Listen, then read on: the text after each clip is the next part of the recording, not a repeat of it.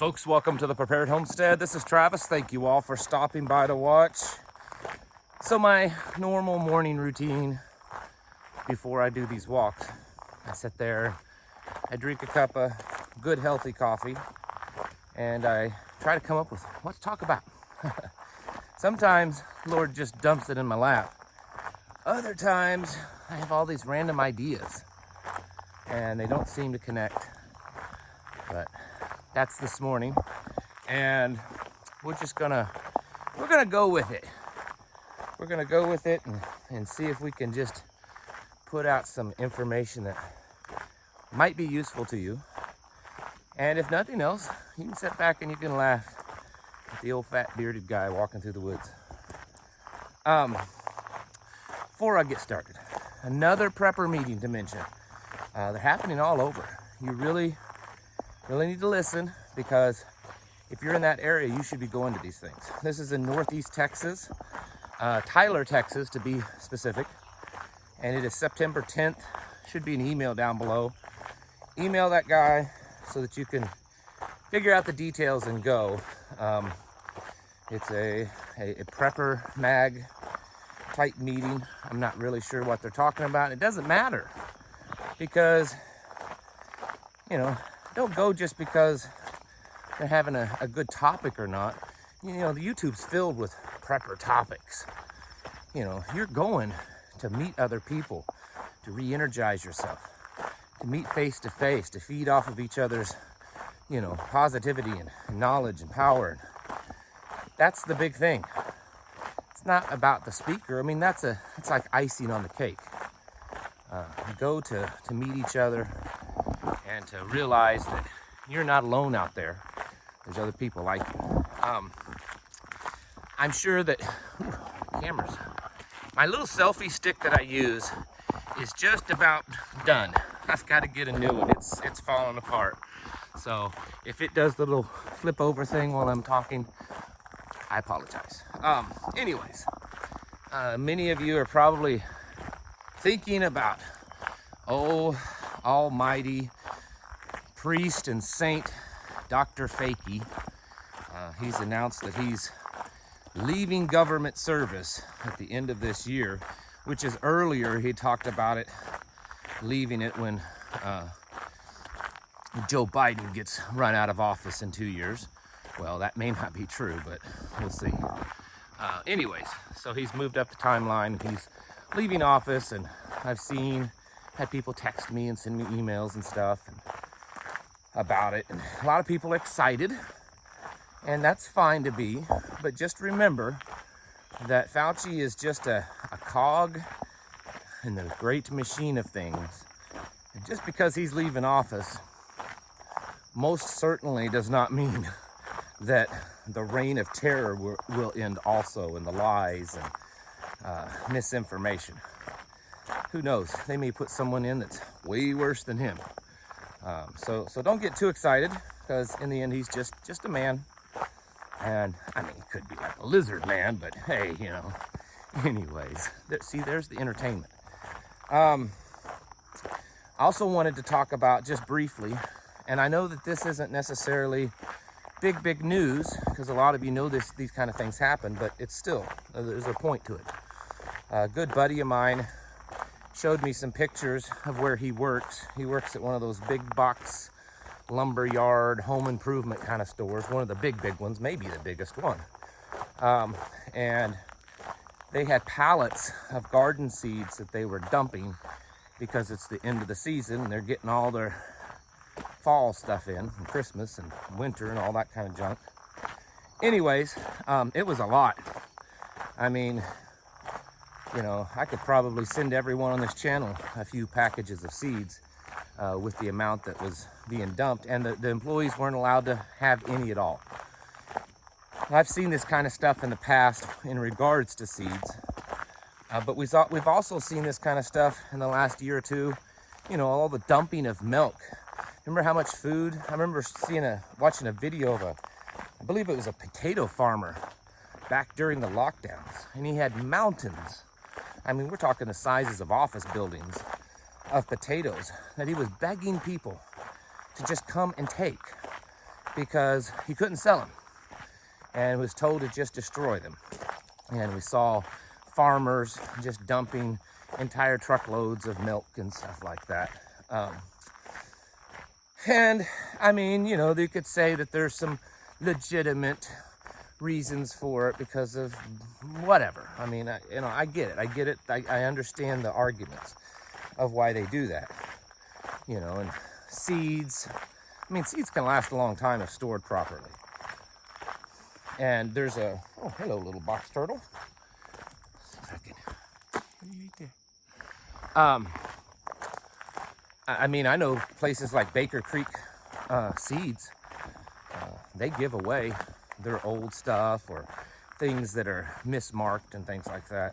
But anyways, the point is, whether it's being done just because they don't know any better and, oh, we've got all this excess we got to get rid of, or there is a concerted effort to lessen the supplies. The bigger point is that it just shows the state that America is in, the foolishness of America. Now, yesterday I talked about how the elites and the government, you know, they have their contingency plan, their continuity of keeping themselves in power and alive plan. And it involves massive stockpiles. There's lots of indication that they have massive stockpiles, not for you and I, but for them. And then the stuff that's for us, it's being just dumped. I mean, I'm not all for government spending at all. You know, I believe the best government is the tiniest possible government there is, maybe none at all, you know, in the right circumstances. But, you know, with all this wasteful spending, I would actually be okay if the government came in and said, oh, you have all this milk that you don't know what to do with. You know what? We'll buy it from you at a discount, and we'll take it and we'll powder it and stock it up, and that can be like commodities to give to the poor, to the American people if things get bad. You know, that kind of stuff. Again, I'm not advocating for government spending, but if they're going to send all this wasteful pork everywhere else, might as well do something good with it once in a while. But that's not what we're doing.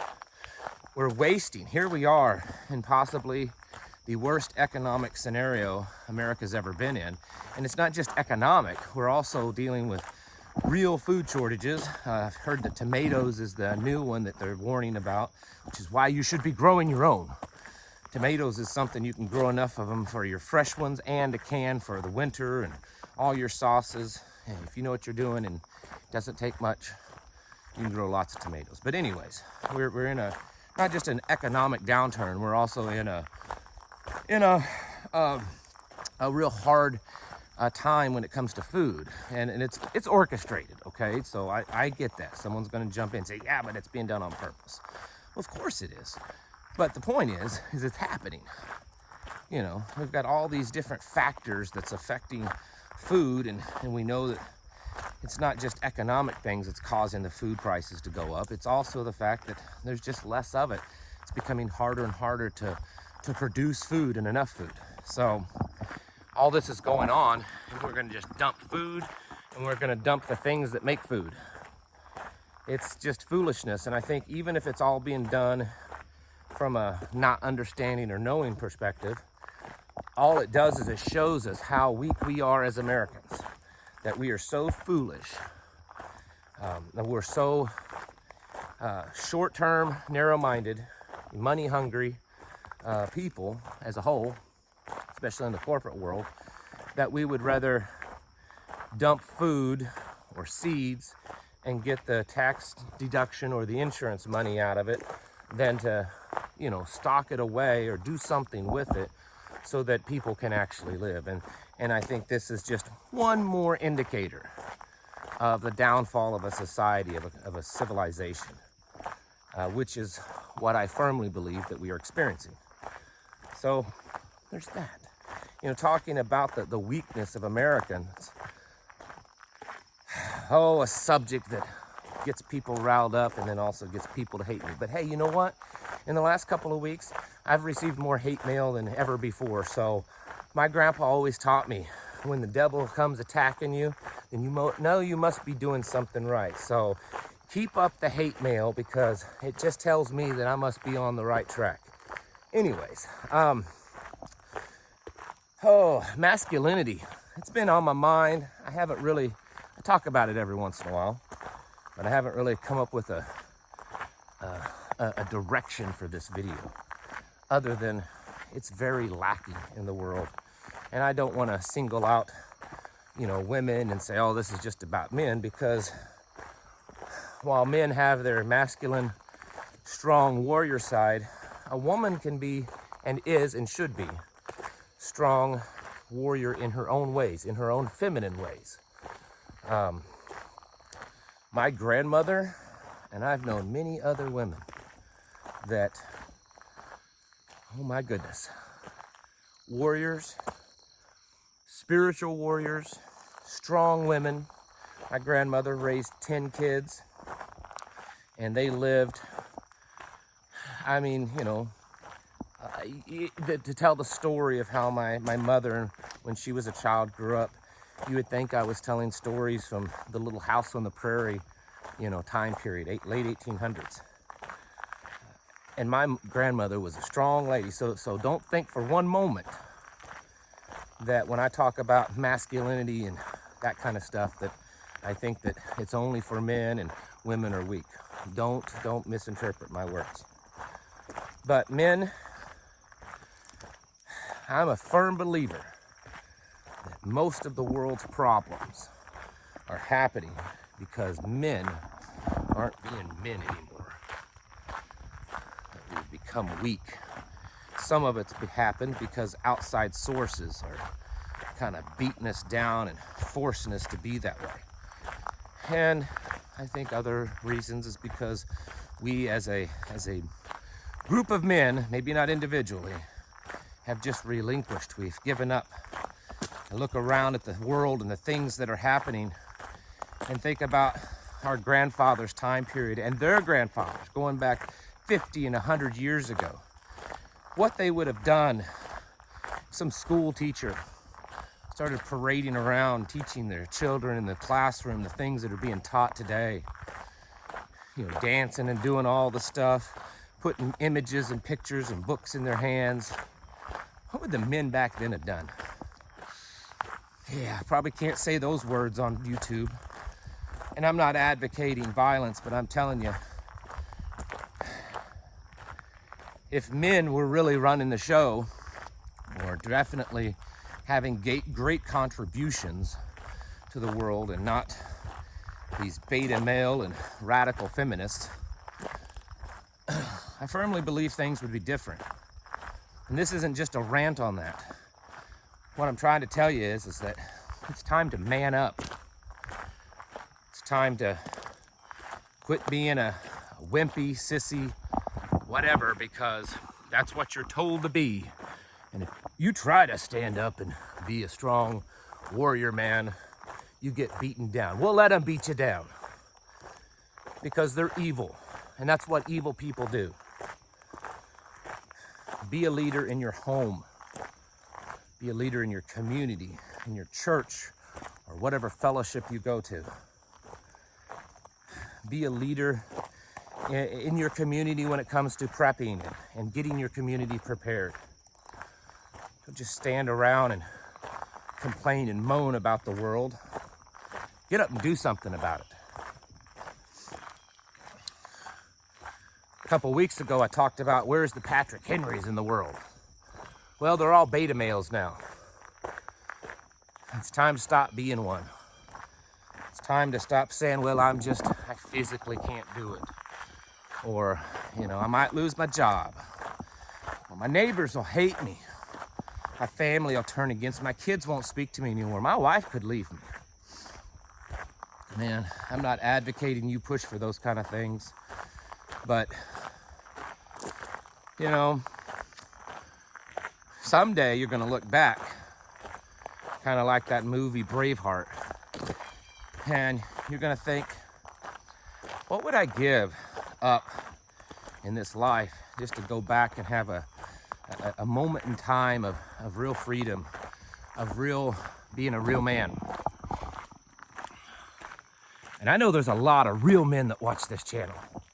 I've met many of you in person. I can't think of how many, I'm sure hundreds of you listeners that I have met face to face. I've met some really, really tough men. In fact, my wife and I, after our meeting, we were talking about this, of the good, strong masculinity in our meetings. I said, man, there's so many men. They're kind and they're humble and they're not boisterous. They don't walk around with their chest puffed out, trying to tell you how much of a man they are. They just are a man. And there's a lot of leaders there. The leadership that you can see and hear walking around in the meetings, and it's quite amazing. We need more of that in this country, in this world.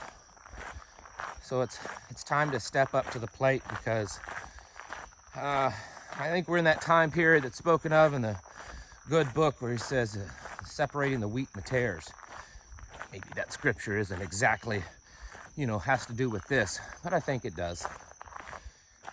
And it's time to stand out and set yourself apart from the rest of the world, men, and stop looking like the rest of them and acting like the rest of them and fitting in and focusing on all the cool little toys and the fun stuff that the world encourages men to do. And it's time to start thinking and talking and acting on manly things, on preparations, on getting yourself mentally, physically, and spiritually ready for what's coming at us. Because whether you want to believe it or not, I have a very strong feeling that what's coming at us is way worse than you can imagine. There's too many, and I'm not talking going back 1,000 years ago. I'm talking about in the last couple of decades, of countries that fell and collapsed, countries that went into chaos and turmoil. It's been happening just this year alone. Do you think in those scenarios, the basement dwelling, video gaming, sports, football watching beta males that, think they're tough but aren't, do you think those guys really do much and survive in those scenarios when places like Sri Lanka is collapsing and Venezuela and all these other countries? No.